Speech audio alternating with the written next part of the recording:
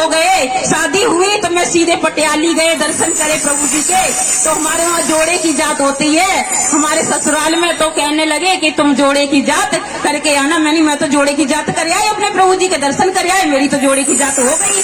लेकिन तन के पति की तबीयत बिगड़ी तो मुझे घर वालों ने ऐसे भटका दिया कि तुम जब वहाँ पर जाओ तभी ठीक होंगे। साथ संगत जी इतनी बीमार हो गई, इतनी हालत खराब हो गई, मुझे भटका दिया। मैं आगरा गए, जलेसर गए, लेकिन मुझे कोई आराम नहीं पड़ा। जब मेरा तन का बेटा पेट में आया तब भी हालत खराब हो गई। तो मेरे घर वाले बोलने लगे कि तुमने आगरा गए थे, जलेसर गए थे, तुम्हारी जात नहीं लगी, इसलिए तुम्हारी तबीयत फिर से बिगड़ गई है। मैंने कि अब क्या करूं, हम तो जात भी करे आए, फिर भी मेरी हालत ऐसी हो रही है।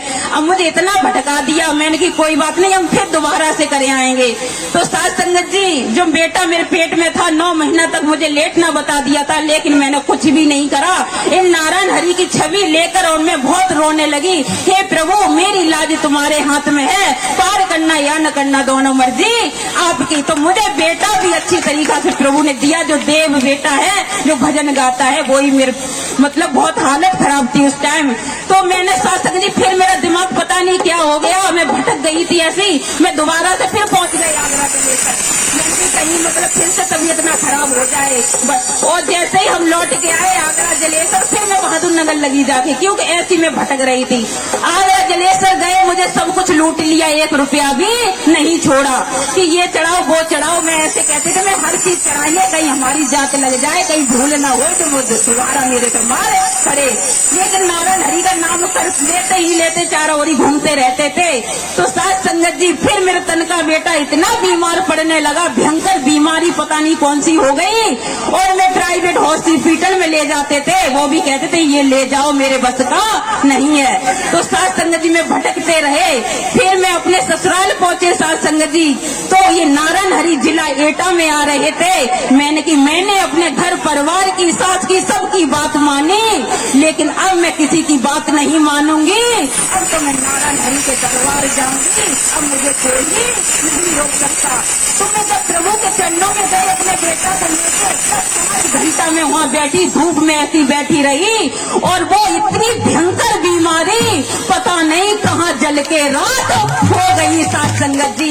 उस दिन से आज तक कम से कम 12 साल का बेटा हो गया, कान तक भी नहीं पिराना साथ संगत जी। इतनी बड़ी रहमत नारायण हरि की हुई। उसी दिन से मान लिया कि हे प्रभु परमात्मा, चाहे संसार छूट जाए, घर वाले छूट जाएं, लेकिन अब आपको मैं छोड़ने वाले नहीं है, क्योंकि आप ब्रह्म हो, परम सत्ता हो, परम ऊर्जा हो, परम अग्नि हो। नारायण हरि, वास्तव में आज तुम धरा धाम पे आ चुके हो, अब मैं तुमको छोड़ने वाले नहीं है। साथ संगत जी, एक समय वो था, इतनी रहमत हम तो सोच भी नहीं थे। साथ संगत जी छोटी मोटी नौकरी करते थे, और मैंने कभी ये नहीं सोचा था कि मैं इतनी जल्दी यहाँ प्लॉट भी ले लेंगे। और इन पार ब्रह्म परमेश्वर ने ऐसी रहमत करी, और मैंने ये पता नहीं प्रभु ने कहाँ से व्यवस्था कर दी साथ संगत जी। और उस टाइम हमारा थोड़ा हाथ भी टाइट चल रहा था, तो हम एक किराए की झोपड़ी पे रहते थे साथ संगत जी।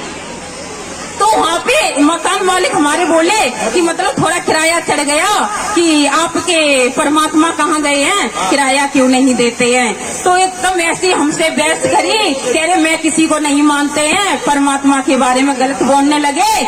मैंने की सुनो, हमारे अंदर ही परमात्मा है। जब आपके अंदर परमात्मा है तो क्यों किसी की बहन बेटियों को गंदी नजर से देखते हो, क्यों मांस मंदिरा का सेवन करते हो, क्यों चोरी चपोरी करते हो। क्या तुम्हारे परमात्मा ने यही सिखाया है? जितना मैंने उससे कहा तो वो भागते चले गए, क्योंकि ये परमात्मा है, ये नारायण हरि है। तो ये नारायण हरि पता नहीं कहां से क्या कर देते हैं साथ संगत जी। और उसी कमरे के अंदर ये पार ब्रह्म परमेश्वर, क्योंकि मैं कभी सत्य का साथ नहीं छोड़ते थे। जहां प्रति मंगलवार होता था मैं वहीं जाते थे नारायण हरि के दर्शन करने के लिए। तो प्रभु ने कहा, अगर आपकी भक्ति सच्ची है, अगर वचन मान के तुमने कर्म किया है, तो जैसे मीरा ने मैं पुकारा तो प्रभु को आने में देर नहीं लगी थी, द्रौपदी ने पुकारा तो उन्हें आने में देर नहीं लगी थी। तो साथ संगत जी वो समय ऐसी घड़ी थी कि मैं इतनी परेशान हो गई थी। साथ संगत जी मैं दोनों तन के पति और मैं दोनों प्रभु को याद कर रहे थे। मैंने कहा कि हे प्रभु, मैं तो आपका प्रति मंगलवार भी करने जाते हैं, अब मैं क्या करूं, मेरा हाथ भी इतना टाइट चल रहा है, अब इधर प्लॉट भी लिया है, कैसे प्रभु आपके दर्शन करेंगे। और मैं बहुत परेशान हो रही थी। तो साथ संगत जी मेरा नियम था कि सुबह उठना, सबसे पहले नहाना धोना, प्रभु की वंदना प्रार्थना करना, उसके बाद हम खाना पीना जो भी था बनाते थे। तो साथ संगत जी कहते नहीं है कि सच्चे दिल से हरि को पुकारो तो हरि आने में देर नहीं लगते। क्यों कि हरि परमात्मा ये शरीर नहीं है, परम सत्ता है जो आज विराजमान है धरती पे। लेकिन अगर तुम्हारे भाव अच्छे हैं तो हरि परमात्मा आने में देर नहीं करते। तो साथ संगत जी हम सुबह का टाइम था 5 बजे का, तो एकदम से हमारे तन के पति उठे और मेरे से कहा कि माला उठ, घर पे प्रभु जी आ गए।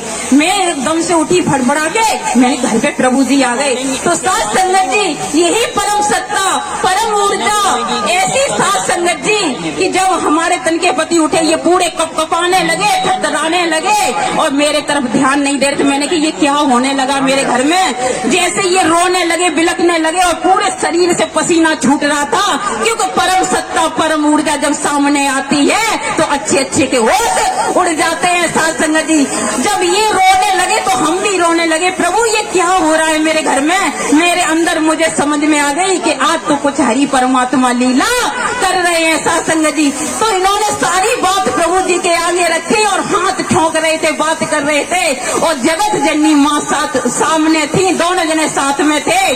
जब पैर छूने के लिए चले तो पूरी अग्नि जल रही थी उनके पैरों से, तो उन्होंने पैर दूर कर लिए, कहा कि नहीं बैठे रहो। और ऐसे कहा प्रभु ने कि घबराने की जरूरत नहीं है, ये तो छोटी मोटी समस्याएं आती हैं और आ गई हैं और चली जाएंगी, डरने की जरूरत नहीं है। तो साथ संगत जी हम तो यही कहते हैं कि ये अगर कोई भी छोटी मोटी समस्याएं आती है तो कभी घबराने की जरूरत नहीं है। क्योंकि आपको मजबूत किया जाता है कि देखे मेरा बच्चा कितना मजबूत है, ये हार जाएगा या पीछे हट जाएगा।